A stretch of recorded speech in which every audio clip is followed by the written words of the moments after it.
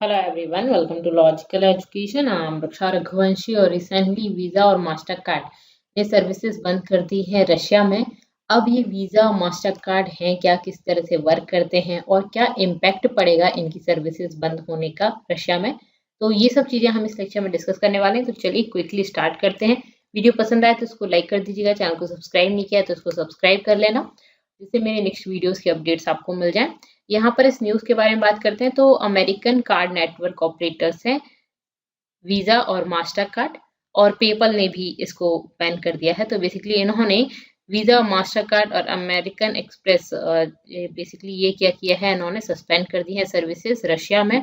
ये क्यों किए गए हैं? क्योंकि आपको भी पता है कि काफ़ी सारे सैंक्शंस लगे हैं रशिया पर। क्यों? क्योंकि रशिया और यूक्रेन के बीच कॉन्फ्लिक्ट चल रहा है, वॉर चल रहा है, और इस वजह से रशिया पे काफ़ी सारे सैंक्शंस लगे हैं। स्विफ्ट की वजह से भी बहुत लॉस हो रहा है रशिया को, और रूबल बहुत ज़्यादा नीचे गिर गया है डॉलर के कंपैरिजन में। तो ये सैंक्शंस जो हैं उन्हीं में आगे वीज़ा और मास्टर कार्ड ने अपनी सर्विसेज बंद कर दी है रशिया में। ठीक है, तो ये बेसिकली हुआ है। तो सैंक्शंस होते क्या है, एक वर्ड आया है यहाँ पे सैंक्शन, जिसका मतलब क्या है, तो इकोनॉमिक और फाइनेंशियल पेनल्टी इम्पोज की जाती है बाय अ कंट्री और group of countries to another. मतलब कि एक किसी कंट्री पर, जो कंट्री मान लीजिए इनके हिसाब से काम नहीं कर रही है, इनको कोई प्रॉब्लम है उससे, तो कुछ कंट्रीज या कोई एक कंट्री इन पर इकोनॉमिक और फाइनेंशियल पेनल्टी लगाती है, दैट इज अ सैंक्शन। ठीक है, often design to hurt countries economic. क्यों की जाती है? अब देखिए रशिया, यहाँ पे आपको भी पता है कि रशिया मान नहीं रहा है किसी के कहने पर। तो अगर मान नहीं रहा है तो उसको रोका किस तरह से जाए? तो रोकने के लिए इस तरह की इकोनॉमिक पेनल्टीज लगाई जाती है, इस तरह के सैंक्शंस लगाए जाते हैं और उनकी चीजों को रोका जाता है। जैसे स्विफ्ट बैंकिंग जो सिस्टम है, तो बेसिकली यहाँ पे स्विफ्ट को बैन कर दिया है रशिया में। ठीक है, तो यहाँ पे एक प्रॉब्लम हो गई। इसके बाद ये जो बैंक के जो फाइनेंशियल, जैसे कि ये जो कार्ड है उनसे पैसा वगैरह निकालना है या उनसे ट्रांजेक्शन करना, वो सब चीजें होती, तो वो भी यहाँ पर इन्होंने बैन कर दिया है। तो इस तरह की इकोनॉमिक और फाइनेंशियल पेनल्टी लगाई जाती है किसी कंट्री पे, जिससे कि उस पर प्रेशर बनाया जा सके। अब और भी बहुत सारे, जैसे फीफा से भी हटा दिया है। तो ये सब चीजें अगर करते हैं तो फिर क्या होता है, वहां पर उस कंट्री में, जिस कंट्री पर भी इस तरह की पेनल्टी वगैरह लगाई जाती है, सैंक्शंस लगाए जाते हैं, उस कंट्री में एक अंदर ही, कंट्री के अंदर ही सिविल वॉर टाइप की सिचुएशन होने लग जाती है। वहां के लोग मना करने लग जाते हैं, उनके एक माहौल बन जाता है कि हमारे कंट्री पर इस तरह की चीजें हो रही हैं, हमें ये इसका लॉस भुगतना पड़ रहा है। तो वहां पर और कई सारे बिलियनर वगैरह, मिलियनर वगैरह, या कोई जो भी नॉर्मल पब्लिक है, उसको भी इकोनॉमिक बहुत लॉस होता है। तो इसी वजह से सिविल वॉर जैसी कंडीशंस वहां पे बनती हैं, देश में ही विद्रोह होने लग जाता है। तो ये सारी प्रॉब्लम्स आने लग जाती हैं, और फिर इस दबाव में कंट्री जो भी, जैसे रशिया है, तो हो सकता है आगे इस दबाव में जाके वो ये जो वॉर है उसको बंद कर दे। ठीक है, तो बेसिकली इस एम के साथ ये सैंक्शंस लगाए जाते हैं। तो किसी भी कंट्री की इकोनॉमी को हर्ट करने के लिए डिजाइन किए जाते हैं, और finances of individual citizen such as leading politician. ये ऐसा नहीं कि किसी कंट्री पर ही लगाए जाएं, किसी एक पर्सन पर भी लगाए जा सकते हैं। उसके सारे कार्ड वगैरह ये सब चीजें बंद कर दी जाएं, तो उसको किसी इंडिविजुअल सिटीजन पर भी लगाए जा सकते हैं और किसी कंट्री पर भी लगाए जा सकते हैं। Census also include travel bans. यहाँ पे ट्रेवल बैन्स वगैरह भी लगाए जाते हैं, जैसे कि ये जो रशिया है उसके प्रेसिडेंट को इधर उधर जाना, कुछ कंट्रीज अपने यहाँ पे जाने के लिए बैन कर दें, तो ये ट्रेवल बैन्स भी लगाए जा सकते हैं। ठीक है, तो क्लियर है, ये होता है सस्पेंशन। अब इस सस्पेंशन का इम्पैक्ट क्या पड़ेगा? तो इम्पैक्ट तो आपको समझ ही आ रहा हो कि ये इकोनॉमिक जो कंडीशन है कंट्री की, उसको बहुत नीचे ले आता है। तो रूबल की प्राइस, जो रूबल की वेल्थ है, बेसिकली उसकी जो बर्थ है, वो कम कर देगा डॉलर के कंपैरिजन में। काफी कम हो गई है, ठीक है, काफी ज्यादा नीचे गिर गई है। Suspension means that any card issued by bank globally on these networks. ये जो सस्पेंशन लगाया गया है, ये जो वीजा और मास्टर कार्ड है, उसका मतलब क्या है? उनका मतलब ये है कि ये कार्ड किसी भी बैंक ने ग्लोबली इशू किए हैं इस नेटवर्क पर, ठीक है, will not work in Russia. मतलब कि ये जो कार्ड है वो रशिया में वर्क नहीं करेंगे। रशिया में इन कार्ड्स मतलब ये काम नहीं करेंगे। आप उस कार्ड को लगाओ तो उससे आप पेमेंट नहीं कर पाओगे। At point of sale, point of sale ये वाला होता है, जैसे कि आप उसी टाइम आपने शॉपिंग की और फिर आप इस तरह से इस मशीन के थ्रू अपना ट्रांजेक्शन करते हो, तो पॉइंट ऑफ सेल टर्मिनल्स पर भी, एटीएम वगैरह पर भी ये काम नहीं करेंगे। ठीक है, card issued by Russian banks on these networks will also stop working outside the country. मतलब क्या है, जैसे मैं इंडिया से हूँ और मैं अपनी इंडिया के बैंक ने मुझे जो कार्ड इशू किया है, मगर बाहर किसी और कंट्री में जाके यूज करना चाहूँ तो भी नहीं कर सकती। मैं तो इंडिया से हूँ, लेकिन ये अप्लीकेबल है रशिया के लिए। तो रशियन बैंक्स ने जो भी कार्ड इशू किए हैं वो आउटसाइड द कंट्री, मतलब रशिया के बाहर कहीं पर भी वर्क नहीं करेंगे, ठीक है। तो रशियन सिटीजन्स को प्रॉब्लम होगी। और बाकी कोई से भी कार्ड दुनिया में कोई भी है, कोई भी जाके रशिया में अगर कार्ड यूज कर रहा है ये सारे, तो रशिया में भी यूज नहीं, मतलब रशियन सिटीजन्स बाहर भी नहीं कर सकते, रशिया में भी नहीं कर सकते। और बाहर वाले, जैसे मैं इंडियन हूँ, मैं रशिया में जाके अपना कार्ड यूज करूँ तो मैं भी नहीं कर सकती। तो बेसिकली रशिया में वर्क नहीं करेंगे, और रशियन सिटीजन्स अगर बाहर भी यूज करते हैं तो भी वर्क नहीं करेंगे, ठीक है। क्लियर है।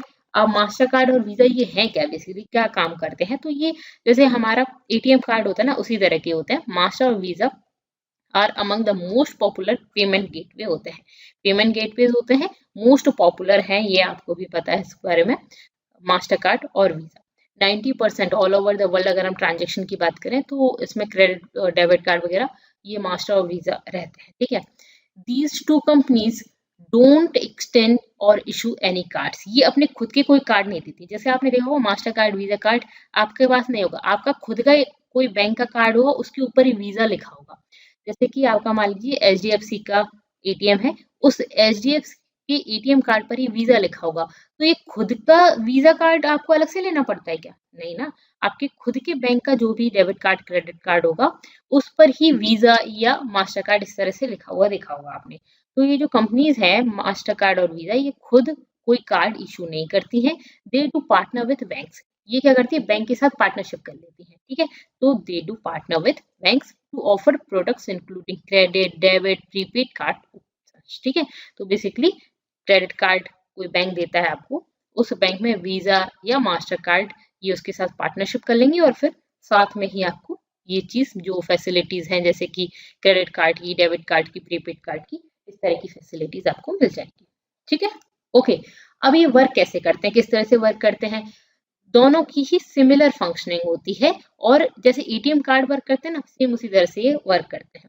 एटीएम कार्ड किस तरह से वर्क करते हैं, आप एटीएम जाके एटीएम मशीन में लगा दो, ठीक है। आपको पैसा लेना है देना है वो सब चीजें आप कर सकते हो, उसमें आप डिपॉजिट भी कर सकते हो, ठीक है। तो ये सब विड्रॉल भी कर सकते हो, ये सारी चीजें आप कर सकते हो, बैलेंस वगैरह चेक कर सकते हो। एटीएम कार्ड तो सबको यूज करना आता है। यहाँ पर अगर मैं किसी शॉप में जाती हूँ, मैं कुछ शॉपिंग करती हूँ, ठीक है, जैसे मॉल में गए कुछ शॉपिंग की, फिर हमारा जो पॉइंट ऑफ स्केल, इस तरह से हम कोई भी सामान खरीदते हैं, जैसे कि इस तरह से हम कुछ भी सामान खरीदते हैं तो हम अपना कार्ड देते हैं और यहाँ पे पिन वगैरह डाल देते हैं, और इस तरह से हम शॉपिंग करते हैं। तो बेसिकली यहाँ पे वर्क होता है इन कार्ड का। तो कैसे करते हैं, इनमें 4 चीजें होती हैं। एक तो कार्ड होल्डर, मतलब मेरा कार्ड है तो मैं हो गई, या आपका कार्ड है तो आप हो गए, कार्ड होल्डर हो गया। दूसरा है मर्चेंट, जिससे आपने शॉपिंग की है उसको आप पेमेंट कर रहे हो, एक वो हो गया, ठीक है, बिजनेस या मर्चेंट। तीसरा है एक्वायरिंग बैंक, ये जो पर्सन जिससे आप शॉपिंग कर रहे हो ना उसका बैंक, ठीक है, एक्वायर करने वाला बैंक, मर्चेंट का बैंक, ठीक है। चौथा होगा इशूइंग बैंक, मतलब कि हमारा ये खरीदने वाला है, ठीक है, इसका बैंक एक्वायर करने वाला है। एक कार्ड होल्डर का बैंक इशू करने वाला है, ठीक है, तो इशूइंग बैंक या कार्ड होल्डर बैंक, ये 4 चीजें हो गई। एक पांचवी चीज इसमें होती है मास्टर कार्ड और visa, card associates, master card and visa, ठीक है। ये तो बेसिकली इसमें होता क्या है, जैसे कि कोई कस्टमर है, कस्टमर जाके मर्चेंट मतलब कि किसी भी शॉपिंग मॉल में या कहीं पर भी जाके शॉपिंग करता है, करने के बाद वो क्या करता है, बिल पे करता है। जैसे ही वो बिल पे करता है तो यहाँ पर अपना ओटीपी वगैरह जैसे आप डालते हो, तो एक्वायर मतलब जिसको आप ट्रांजेक्शन कर रहे हो, जिसके आप अकाउंट में डाल रहे हो पैसा, उस एक्वायर के बैंक के पास एक मैसेज आता है ऑथेंटिकेट करने के लिए कि ये चीज सही है या नहीं है, ऑथेंटिकेट है या नहीं है, ठीक है। तो यहाँ पर ये मैसेज आता है। ये एक्वायर जो बैंक है वो बेसिकली क्या करता है, ट्रांजेक्शन सबमिट करता है, और ये इशूअर के पास, मतलब जैसे कि हमने हमने उस शॉपिंग कॉम्प्लेक्स में उस पर्सन के अकाउंट में ट्रांजेक्शन किया, तो वहां क्या जाएगा, उसके अकाउंट के पास जाएगा कि आपके अकाउंट में इतना पैसा आ रहा है। ये जो अकाउंट है ये यहाँ पर फिर से ऑथराइजेशन के लिए इशूअर के पास भेजेगा, मतलब जो हम हमारे अकाउंट से जा रहा है तो हमारे बैंक के पास पहुंचेगा कि ठीक है, ये ऑथराइजेशन के लिए रिक्वेस्ट करेगा। ये इशूअर बैंक बोलेगा हाँ ठीक है कोई दिक्कत नहीं है, सही है सही है, तो ये ऑथराइज कर देगा इसको, ठीक है। तो ये रिस्पॉन्स दे देगा, वो ओटीपी वगैरह आ जाते हैं आपके पास, फिर आप वापस से उसको यस बोल देते हो और हो जाता है, ठीक है। और यहाँ पे ये पेमेंट कर देता है। मतलब क्या हुआ, जैसे ही मैं शॉपिंग करने गई तो मेरा क्या हुआ, मैंने इसको कार्ड दिया अपना, आप इसमें पेमेंट कर लो। इन्होंने जैसे ही पेमेंट किया, अपना ओटीपी वगैरह मांग लिया। पेमेंट करने के पीछे की प्रोसेस ये होती है, इसके बैंक के पास एक मैसेज आएगा ऑथराइजेशन का, बैंक की सही है या नहीं है।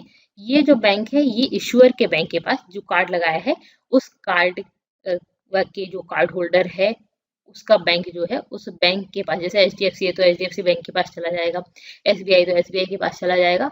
तो उसके पास एक ऑथराइजेशन रिक्वेस्ट आएगी, ये ऑथराइज कर देगा, हाँ ठीक है ठीक है, तो ये ऑथराइज कर देगा यहाँ पर, और यहाँ पे पेमेंट कर देगा। ठीक है, तो इस बैंक में पेमेंट चला जाता है। बेसिकली पेमेंट आपके हाथ में थोड़ी आता है, उसके बैंक से आपके बैंक में आ जाता है। ठीक है, तो यहाँ पे इस तरह से पेमेंट हो जाता है। बाकी क्लियरेंस वगैरह होते रहते हैं, बैंक के बीच में आपस में क्लियरेंस वगैरह होते रहते हैं।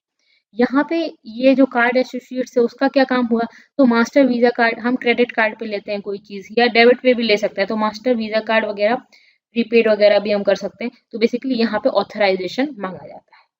ठीक है, ओके। अब यहाँ पे आपको मैं बता दूं कि वीजा और मास्टर कार्ड जो है वो रशिया का 74% पेमेंट ट्रांजेक्शन इन्हीं के थ्रू होता है, 74%। ठीक है, तो 74% पेमेंट ट्रांजेक्शन किससे हो रहा है, ये वीजा और मास्टर कार्ड से हो रहा है। तो अब आप समझ सकते हो कि कितना अफेक्ट होगा।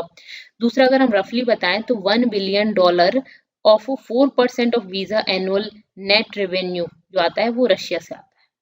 ठीक है, तो ये काफी बड़ी चीज है। अब क्या रशिया के पास इसके कुछ अल्टरनेटिव से इतना बड़ा इम्पैक्ट पड़ेगा, तो क्या रशिया ने कुछ इसके लिए अपने लिए सोच रखा है कि आपने वॉर तो अनाउंस कर दिया, पर इतनी सारी प्रॉब्लम्स को आप कैसे डील करेंगे, उसके लिए कुछ अल्टरनेटिव निकाले हैं आपने। तो हाँ, इस तरह के सैंक्शंस पहले भी लग चुके हैं रशिया पर, 2014 में लगे थे ये सैंक्शंस। ठीक है, तो 2014 में ये सैंक्शंस लगे, उसके बाद क्या हुआ, वीजा और मास्टर कार्ड ने उस टाइम पर भी रशिया में अपनी जो सर्विसेज थी उनको डिनाई कर दिया था। उस टाइम भी ये रशिया में नहीं चल रहे थे, तो रशिया ने सोचा कि यार ये दिमाग खराब कर रहे हैं बार बार, तो हम अपना खुद का एक पेमेंट सिस्टम बना लें, MIR। ठीक है, ये MIR ये रशियन लैंग्वेज में लिखा हुआ है। ठीक है, फिर इन्होंने लॉन्च किया 2015 में, इन्होंने लॉन्च कर दिया। 1 साल तो लग जाता है बनाने में। क्रीमिया वाले मैटर पर ये हुआ था, ये यूक्रेन का ही वो मैटर था, क्रीमिया जब रशिया ने ले लिया था उस टाइम पर, तो उस टाइम पर भी रशिया पे सेंसस लगे, तो उन्होंने अपना खुद का पेमेंट सिस्टम बना लिया 2015 में। और यहाँ पे ये जो पेमेंट सिस्टम है ये रशिया का ही है। ठीक है, रशिया सेंट्रल बैंक 100% ओनर है इस, ठीक है, MIR का। तो बेसिकली क्या हुआ कि ये established on government orders to protect economy, तो ये अपनी इकोनॉमी खराब हो रही थी, जैसे हमने अपना रुपये बना लिया, तो सेम इसी तरह से इन्होंने भी क्या किया, अपना ये जो MIR बनाया इन्होंने, तो रशिया की इकोनॉमी को प्रोटेक्ट करने के लिए बनाई, इससे इससे पेमेंट वगैरह करते हैं। अब रशिया बोल रहा है कि हमारी हाफ ऑफ पॉपुलेशन ये हमारा जो MIR है वो यूज करती है, तो हमें इतनी ज्यादा दिक्कत नहीं आएगी। ठीक है, तो 2 सितंबर 2021 तक इन्होंने बोला कि हमारे हाफ ऑफ पॉपुलेशन जो है वो रशिया के हिसाब से बोला गया है कि हमारी हाफ पॉपुलेशन हमारा ही पेमेंट जो सिस्टम है वो यूज कर रही है। ठीक है, तो हमें दिक्कत नहीं आएगी। अब यहाँ पे एक है चाइना का यूनियन पे, यहाँ पे एडिशनली रशिया ने ऐसा बोला कि जो चाइना का यूनियन पे है वो बहुत सारे बैंक प्लान कर रहे हैं कि इशू करें कार्ड्स को यूजिंग चाइनाज यूनियन पे। ठीक है, चाइना का है ये, चाइनाज यूनियन पे। और ये सिस्टम जो है ऐसा नहीं है कि ये अकेला चाइना में ही चलता हो, ऐसा कहा गया है कि 180 कंट्रीज में ये पेमेंट सिस्टम चलता है। तो ये काफी मतलब अच्छा खासा कंट्रीज में चलता है, तो इसके थ्रू किया जाए। ठीक है, तो जैसे कि इंडिया का रुपए वगैरह है, तो सेम उसी तरह से चाइना का यूनियन पे है, तो इससे ट्रांजेक्शन वगैरह किया जाएगा। तो काफी सारे बैंक ने प्लान किया है कि वो इशू करेंगे इन कार्ड्स को, ठीक है, यूजिंग चाइनाज यूनियन पे। ठीक है, अब ग्लोबली अगर हम चाइना को छोड़ दें, बाकी अगर कंट्रीज की बात करें, तो वीजा और मास्टर कार्ड का कंट्रोल 90% है of credit and debit payment. ठीक है, ये कुछ चार्ज वगैरह भी लेते हैं, ट्रांजेक्शन पर कुछ चार्ज होता है, 1% 2% का चार्ज होता है। ठीक है, तो बेसिकली काफी हिट करेगा ये रशिया की इकोनॉमी को। स्विफ्ट की वजह से भी रशिया की इकोनॉमी काफी हिट हुई है, और इस वजह से हम लोगों को भी काफी प्रॉब्लम होगी, क्योंकि रशिया से इंडिया ऑयल इंपोर्ट करती है, तो ऑयल वगैरह गैस के प्राइसेस काफी बढ़ जाएंगे। ठीक है, तो अब कुछ टाइम बाद ही जो ऑयल प्राइसेस है वो काफी ज्यादा बढ़ने वाले हैं इंडिया में। ठीक है, अभी इलेक्शंस की वजह से शायद नहीं बढ़ाए हैं, लेकिन काफी ज्यादा बढ़ जाएंगे ऑयल प्राइसेस। तो ये एक प्रॉब्लम है इंडिया के सामने भी, इवन इंडिया के सामने ही नहीं वर्ल्ड के सामने। और इंडिया के सामने एक और दिक्कत है कि हमारी इकोनॉमी वैसे ही बहुत स्लोली ग्रो कर रही है, क्योंकि कोविड आ गया था तो उस वजह से भी इकोनॉमी ग्रो नहीं कर रही है। लोग मतलब पैसा खर्च नहीं करना चाह रहे हैं। अभी इंडिया के लोगों में एक डर भी है कि हम अगर पैसा खर्च करते हैं और पता चला अभी फिर कोविड आ जाए तो हम सर्वाइवल के लिए हमें कुछ पैसा चाहिए होगा, तो लोग पैसा खर्च नहीं करना चाह रहे हैं और इस वजह से हमारी इकोनॉमी ऑलरेडी बहुत ज़्यादा खराब चल रही है। तो अब ऑयल प्राइजेस और पेट्रोल और डीजल के प्राइजेस अगर बढ़ जाते हैं तो काफ़ी ज़्यादा प्रॉब्लम होने वाली है, ठीक है। तो महंगाई कुछ टाइम में बढ़ जाएगी बेसिकली। तो यहाँ पर ये हमने लेक्चर डिस्कस किया। पीडीएफ के लिए आप टेलीग्राम चैनल को ज्वाइन कर सकते हैं। इसके अलावा इंस्टा और फेसबुक पर भी आप मुझसे जुड़ सकते हैं।